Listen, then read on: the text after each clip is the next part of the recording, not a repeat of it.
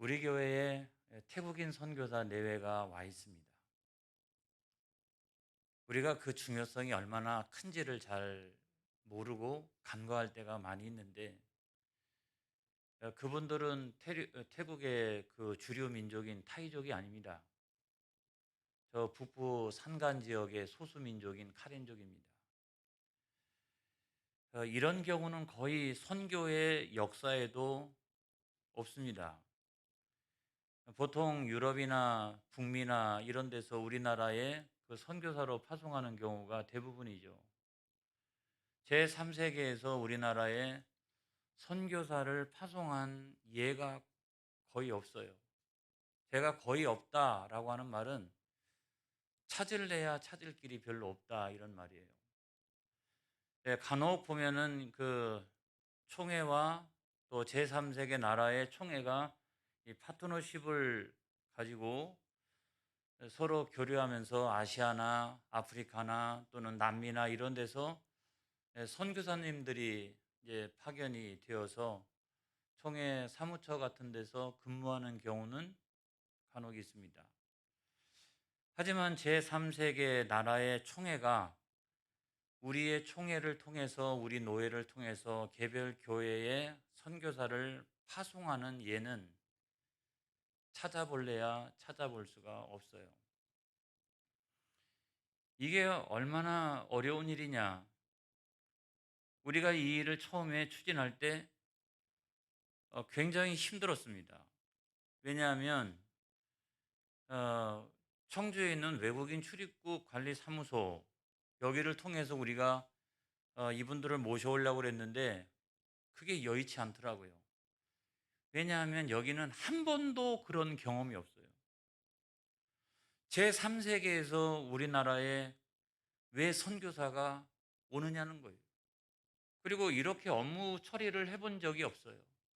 그래서 부득불 우리가 총회가 있는 서울에 있는 출입국 관리 사무소를 통해서 그 이분들을 모셔왔고, 또 서류를 초기에 준비할 때 제가 그때 당시 부목사님 책상에 있는 서류의 분량을 보고 놀란 적이 있어요.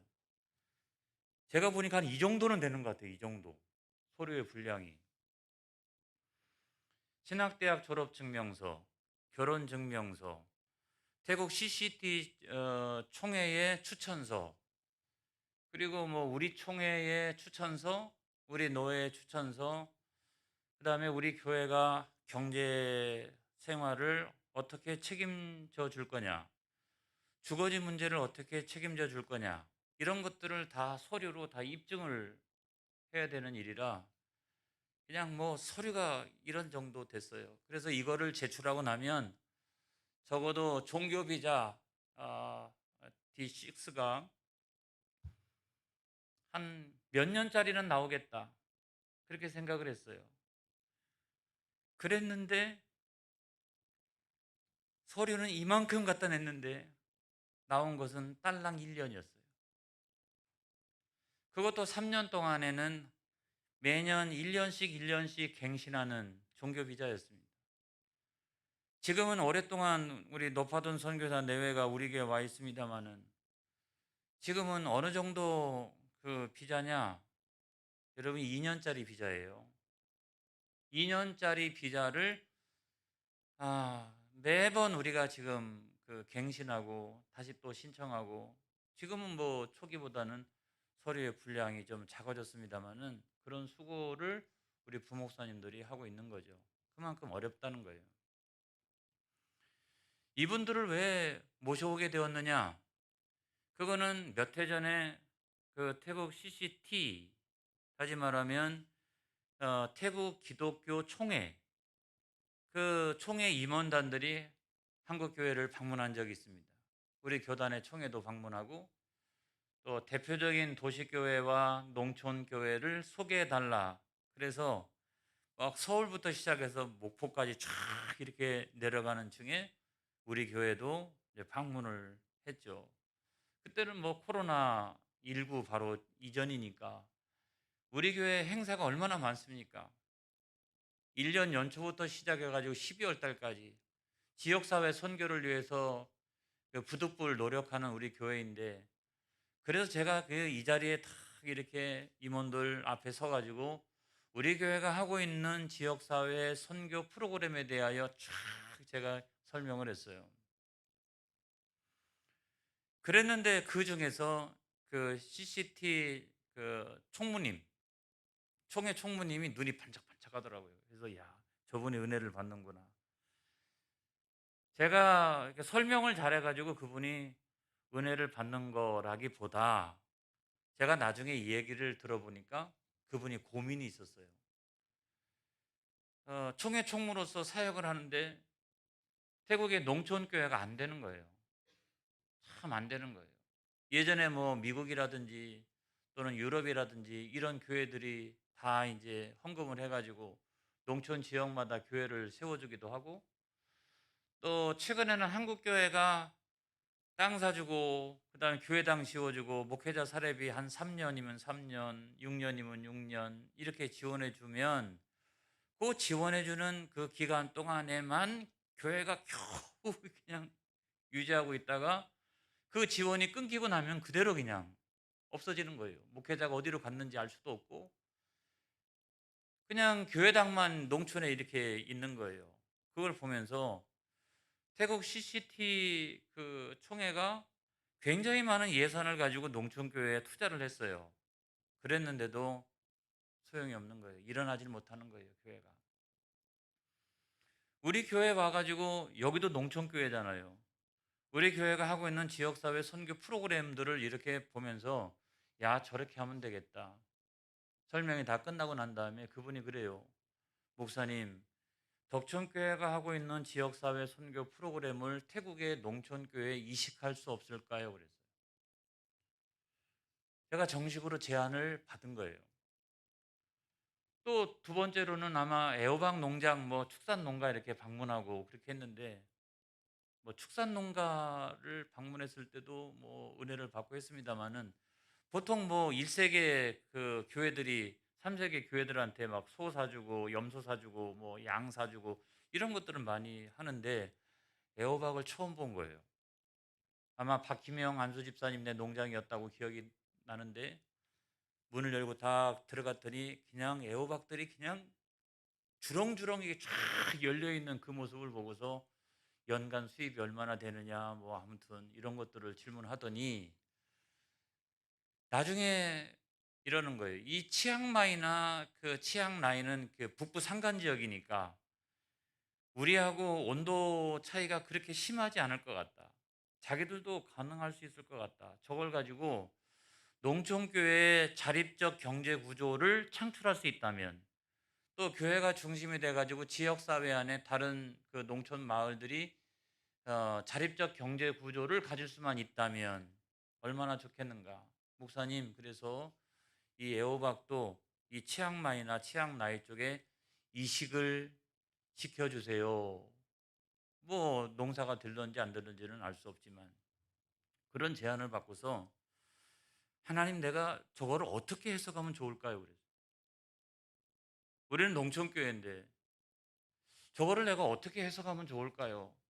그러면서 새벽마다 늘 이렇게 기도했어요. 그랬더니 하나님께서 제 마음속에 감동을 주시기를, 야, 너 들판에 보면은 태국 사람들이 얼마나 많은데 그 사람들한테 복음을 전하고 그 사람들이 이 기술을 가지고 들어가면 얼마나 좋겠니? 이런 마음의 감동을 주세요. 근데 제가 어떻게 태국말을 잘하는 것도 아니고 그들에게 복음을 전합니까? 그래서 나중에 그 태국 CCT 총회하고 계속 연락을 취하면서 해결책을 찾은 것이 뭐냐면, 그러면 좋다. 태국에서 이 3세계에서 선교사를 우리 교회에다가 파송해 다오. 그래서 자국민을 상대로 자국민이 선교하게 하자. 그래서 이 내외가 우리 교회에 와 있는 거예요. 단순히 일꾼으로 와 있는 게 절대로 아니라는 거예요. 우리가 시간이 조금씩 조금씩 지나면서 아주 편리한 일꾼, 어디로 가지 않는 일꾼, 그렇게 생각하면 안 된다는 거예요. 제가 다시 한번 이것을 상기시켜 드리는 거예요. 저분들은 언젠가 돌아갈 거예요. 그리고 농촌 지역에서 목회할 거예요. 그리고 우리 교회에서 가졌던 그 경험을 그곳에 이식하고 그것이 정말로 이루어질런지는 모르겠습니다마는 그 총무님의 그 꿈을 이루는 그런 일에 아마 사역을 감당하지 않을까. 저는 엄청난 기대를 가지고 계속 지켜보고 있습니다. 그래서 태국인 예배, 태국인 교회에 대하여 여러분들이 더욱더 관심을 많이 가져주시고, 또 요즘에 이제 다시 모이기 시작을 했으니까 저녁 무렵에 좀 여건이 된다면 삼겹살 파티라도 한번 해줄까? 치킨 파티라도 한번 해줄까? 어떻게 한번 위로 한번 할까? 이런 생각을 가지고 제가 있다는 점을 말씀을 드립니다. 태국의 인구 한 7천만 명 돼요. 종교로 따지면은 95%가 불교예요. 그리고 4%가 이슬람이에요. 이슬람. 기독교는 어느 정도 되느냐? 뭐 무교 이런 거 다 합쳐서 최대한 잡는다 할지라도 단 1%가 안 돼요. 근데 그거는 카톨릭까지 포함한 거기 때문에 개신교가 얼마나 될 거냐라고 하면 뭐 0.4, 0.5 뭐 이런 정도밖에 되지 않으리라고 생각합니다. 그러니까 그만큼 강력한 불교 국가라는 거예요. 예전에도 강력한 불교 국가고 지금도 뭐 엄청나게 선교사들이 들어가고 있습니다만은 이게 변화가 별로 없어요. 이렇게 종교 인구 구성이 별로 변화가 없는 아주 강력한 그런 이 불교 국가예요. 근데 100년 전에 선교사들이 들어가 가지고 무슨 생각을 했을까요? 하나님 아버지 태국을 복음화시켜 주시옵소서. 그렇게 기도하면서 이 척박한 선교 환경을 해석하기를 어른들은 이게 별로 소망이 없다 이런 생각을 하고서 어린이들이나 청소년들에게 소망을 두자. 그러니까 선교 지역에 대한 해석, 선교 환경에 대한 전략 이런 것들을 짜면서 이 청소년들과 어린이들에게 집중적으로 우리가 관심을 갖고 투자를 하자 그렇게 생각을 했어요. 그래서 나온 해결책이 뭐냐면 기독교 학교였습니다. 기독교 학교였어요. 다른 선교적인 수단이 위력을 발휘할 수 없었습니다. 왜냐하면 보통 이제 태국 사람들은 어렸을 때부터 일반 학교를 다닙니다. 근데 일반 학교 안에 어떤 교과 과목이 있냐면 불교 교과 과목이 있어요. 그냥 그거를 유치원 때부터 시작해서 고등학교 나올 때까지 계속 그냥 매 주일마다 불교 교과 과목 거기에 참여하게 되니까 아무튼 그냥 그 학교를 나오기만 하면 그냥 자연스럽게 이렇게 불교인이 되는 거예요. 그리고 정부가 그런 학교에다가는 재정 지원을 많이 해주는데 이거를 바꾸기 위해서는 기독교 교육을 할 수 있는 기독교 학교를 세우는 것 외에는 방법이 없어요. 선교가 자유로운 환경도 아니고 그랬기 때문에 기독교 학교를 세워서 복음을 전하고 또 기독교 리더를 사회 안에 세워져 가자 뭐 이런 것들이 이제 선교 전략이었던 것 같아요. 그런데 문제는 뭐냐면 정부 지원이 하나도 없다는 거예요. 기독교 교육을 한다는 이유만으로 정부 지원을 하나도 받지 못하고 그냥 이렇게 학교가 유지되어지는 거예요. 얼마나 어려웠을까요? 그로부터 시작해서 100년이 지났습니다. 100년. 지금까지도 방콕이나 그 치앙마이에 그런 기독교 학교들이 여전히 100년이 지났음에도 불구하고 지금까지 유지되는 학교들이 있어요. 명문 학교들이 있습니다. 명문 학교들이. 로얄 프린스 컬리지라고 하는 그런 학교가 치앙마이에 있는데 1887년도에 그 선교사들이 세운 그런 학교예요. 그때는 뭐 남녀 유별 이러니까 남학생들만 받는 그런 학교였는데 지금은요 남녀 공학에다가 유치원부터 시작해서 고등학교까지 있는 한 6천 명이 다니는 저는 대학 캠퍼스인 줄 알았어요. 엄청 커요. 엄청 커. 엄청 커.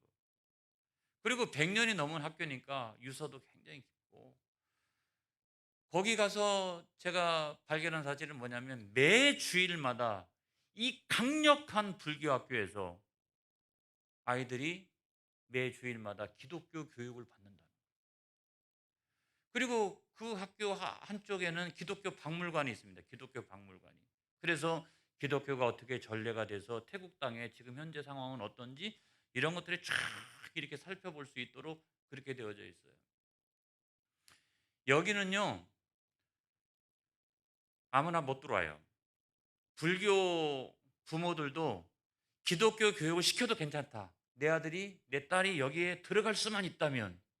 왜냐하면 이 학교 출신들 가운데 태국의 경제계와 정치계를 주림잡고 거기를 나와가지고 치앙마이 대학을 나온다거나 파얍 대학을 나온다거나 그렇게 해가지고 막 정재계의 유수한 인물들이 거기서 나왔기 때문에 나중에는 여러분 그 기독교 학교에 불교의 수장인 왕이 방문합니다.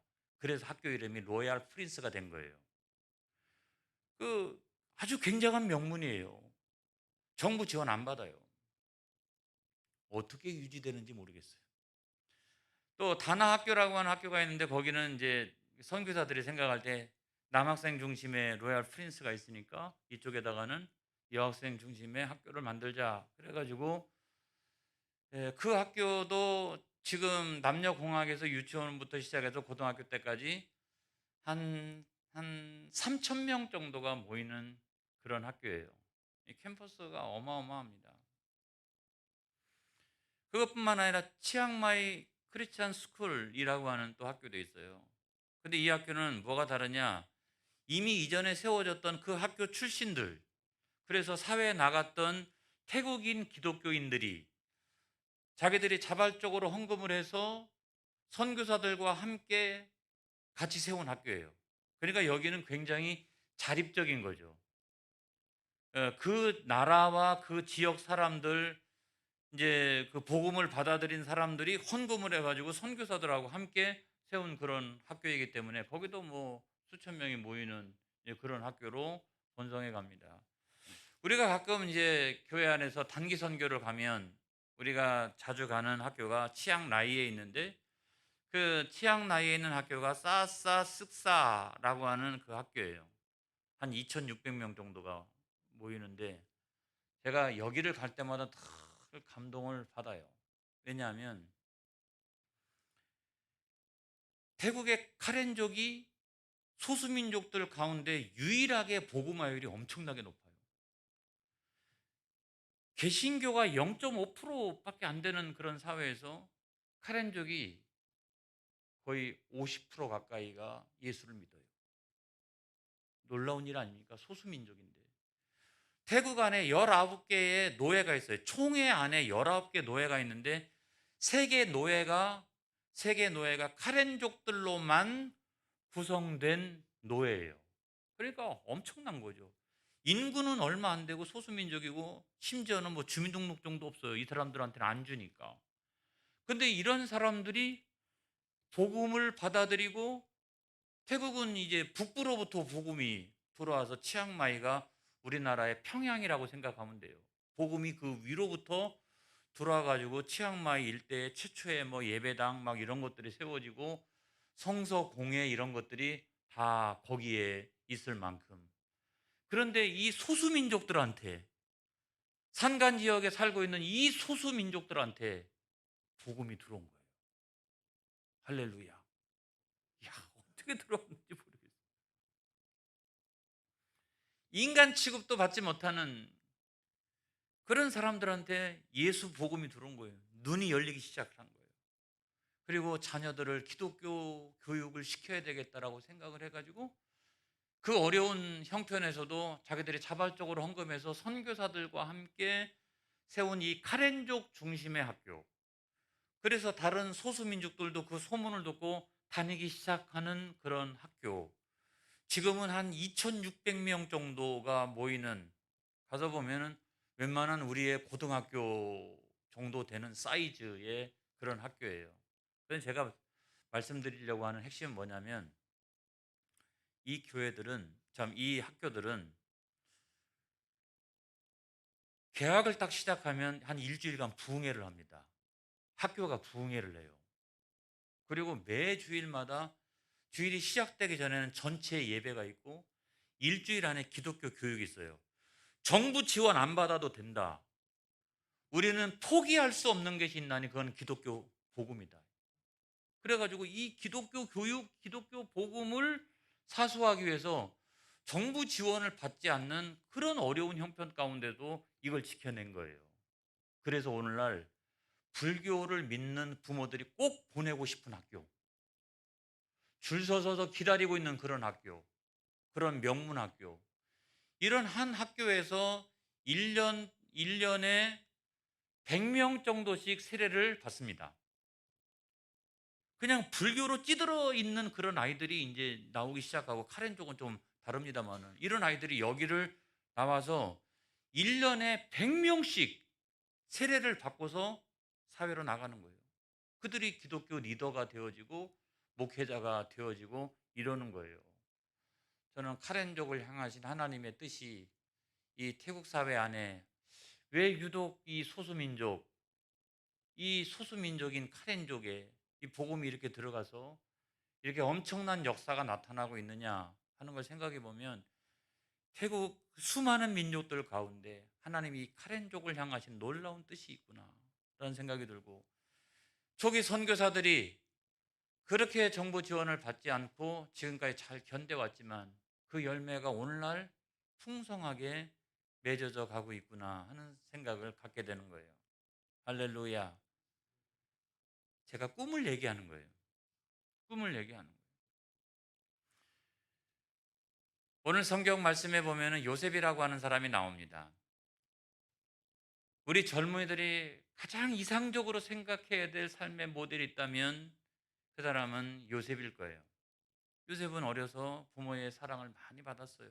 그러니까 채색 옷을 입고 지냈죠. 근데 17살에 꿈을 꿨어요. 17살에. 두 가지 꿈이었는데 아주 놀라운 꿈이었습니다. 하나는 자기의 곡식단이 서 있는데 형들의 곡식단이 와가지고 절을 하는 꿈을 꿨어요. 절 받는 꿈을 꿨어요. 자기가 높아지는 꿈을 꿨어요. 해와 달과 11개의 별이 자기에게 절하는 꿈을 꿨습니다. 그러니까 이 꿈은 어떤 거예요? 적어도 청출어람이라고, 네가 부모보다는 잘 되겠다, 형제들보다는 높아지겠다. 그래서 어렸을 때부터 아마 나는 높아질 거야, 나는 아무튼 뭐 우리 부모들 세대보다는 훨씬 더 잘 될 거야, 이런 생각이 아마 있지 않았을까.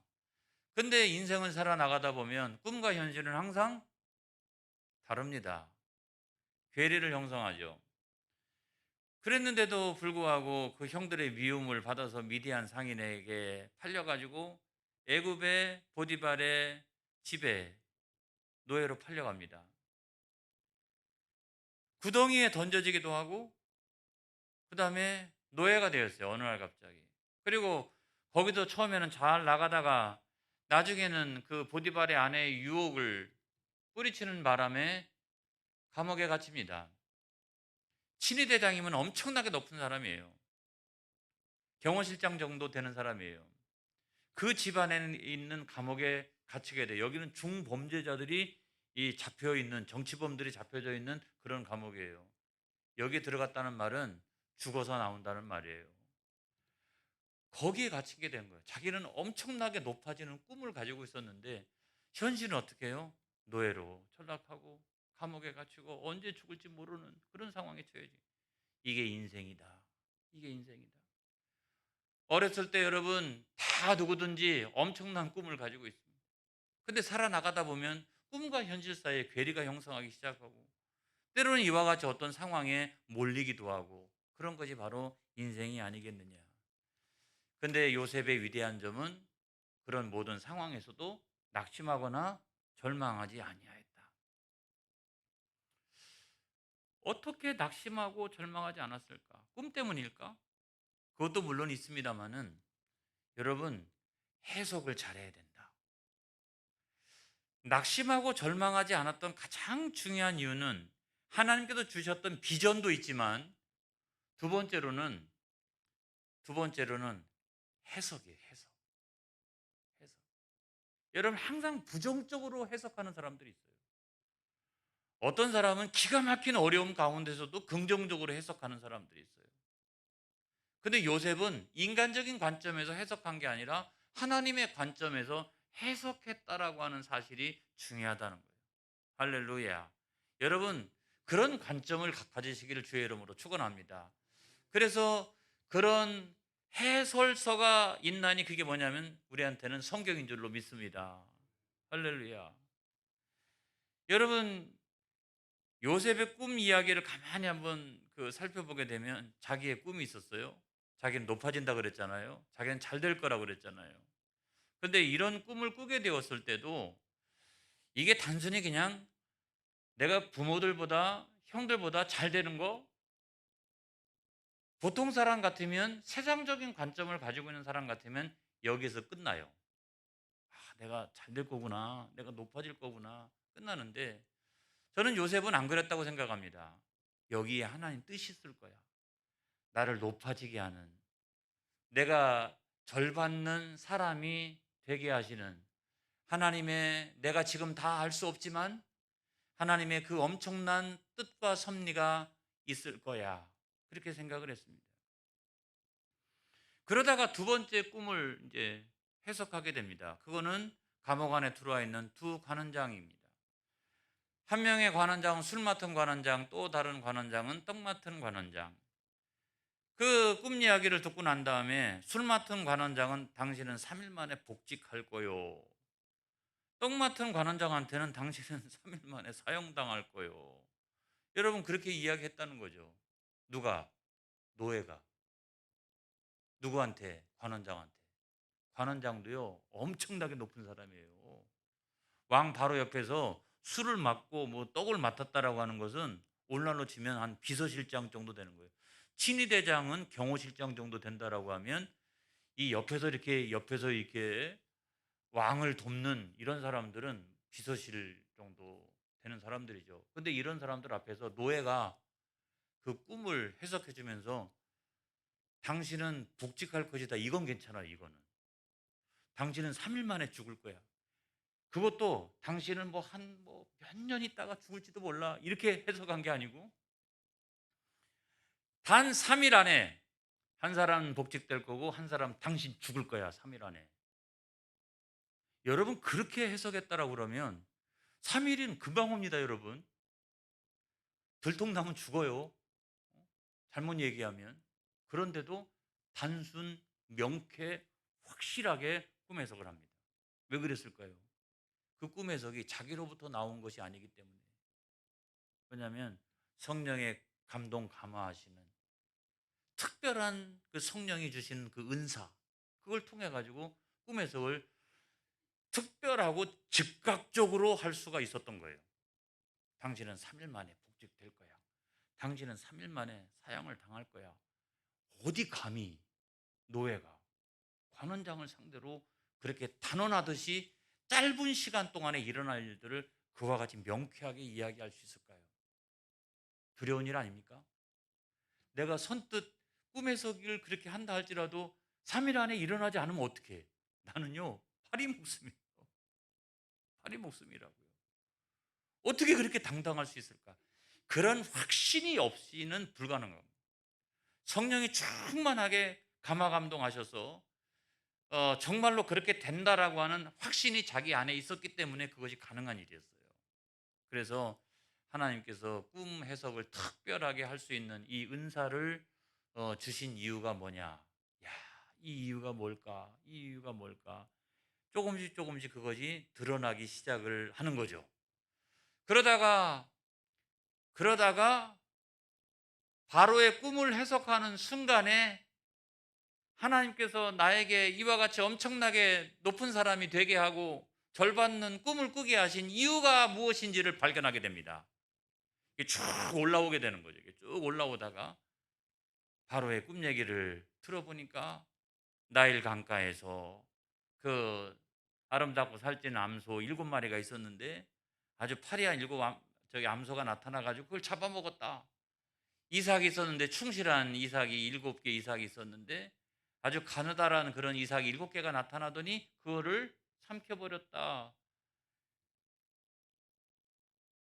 그 이야기를 듣는 순간에 뭐라고 해석을 합니까? 7년 풍년, 7년 흉년. 그 순간에 요셉은 자기에게 이와 같이 특별한 은사를 주신 이유, 자기에게 높아지는 꿈을 주신 이유, 절받는 꿈을 주신 이유가 무엇인지를 그 순간에 깨달았으리라고 저는 생각을 합니다. 그래서 해석을 하기를 이렇게 해석을 하는 거죠. 그리고 나중에 해결책을 또 제시합니다. 좋은 지도자를 세우세요. 할렐루야. 그 다음에 또 다른 하나는 뭐냐면 7년 풍년 들 때에 해마다 5분의 1씩 저장하세요. 이렇게 저장해 놓으세요. 그리고 그걸 가지고 7년 흉년을 대비하세요. 그렇게 이야기를 해줍니다. 그리고 나중에 자기는 애굽의 전국 총리가 되어서 그거를 집행하여 고대 근동을 기근에서 구원하고 가나안을 기근에서 구원하고 하나님의 백성을 기근에서 구원하는 그런 위대한 지도자가 되었습니다. 여러분, 저는 우리 교회가 CBS 방송을 합니다마는 그 방송 설교를 나갈 때마다 초기 멘트가 뭐냐면 이거죠. 하나님 나라를 꿈꾸며 하나님의 사람을 세워가는 교회. 할렐루야. 우리는 언제나 하나님 나라를 꿈꾸면서 하나님의 사람들을 세워나가는 그와 같은 교회라고 하는 거예요. 여러분, 오늘날도 저는 마찬가지라고 생각합니다. 지금의 시기는 어쩌면 7년 풍년의 시기라고 생각합니다.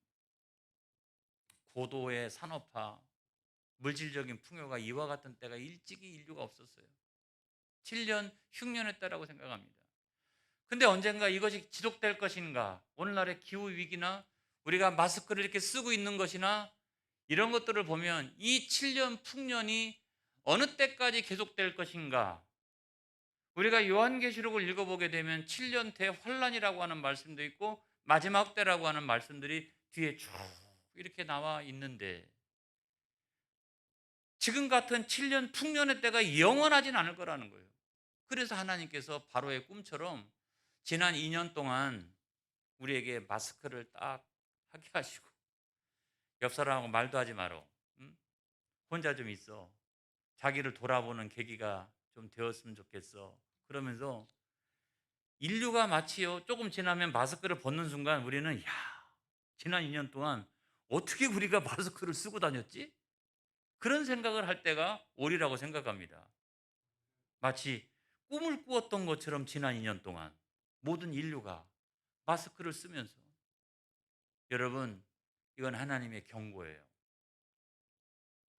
마지막 때 기후위기, 생명의 위기, 인류가 여러분 5분의 1을 절제할 수만 있다면 에너지의 5분의 1과 인간의 욕심의 5분의 1만 우리가 절제할 수만 있다면 그거를 모아놓을 수만 있다면 기후위기 극복합니다. 할렐루야. 생명의 위기 극복합니다. 수많은 종들이 끊임없이 매년마다 없어지고 있어요. 나중에는 인류가 없어질지도 몰라요. 뿐만 아니라 탐욕이 만들어낸 전쟁의 이 위기, 5분의 1만 인류가 에너지와 탐욕을 절제할 수만 있다면 할렐루야. 그런데 우리는 영적으로 볼 때 또 다른 하나가 중요합니다. 뭐냐면 이 풍요의 시대를 지나면서 제가 목회적으로 느끼는 겁니다만은 아무것도 아닌 이 바이러스 하나 때문에 배교의 시대가 시작됐어요. 수많은 사람들이 교회를 이탈해가고 언제 내가 예수 믿었지? 세상 사람으로 그냥 돌아가는. 여러분, 앞으로 이와 같은 시대가 우리에게 찾아올 때 우리는 시간과 물질과 몸과 마음의 5분의 1을 절제하여 나의 신앙을 온전하게 세우는 일에 이 7년 그 흉년의 때, 이 마지막 때, 이 시험의 때를 이겨나갈 수 있는 마지막 때 믿음을 보겠느냐? 그때의 믿음을 보겠느냐? 그 엄청난 시험의 때 믿음을 보겠느냐? 그렇게 했는데 다 무너져 내려갈 때도 주여 제가 여기 있나이다. 주여 제가 여기 있나이다.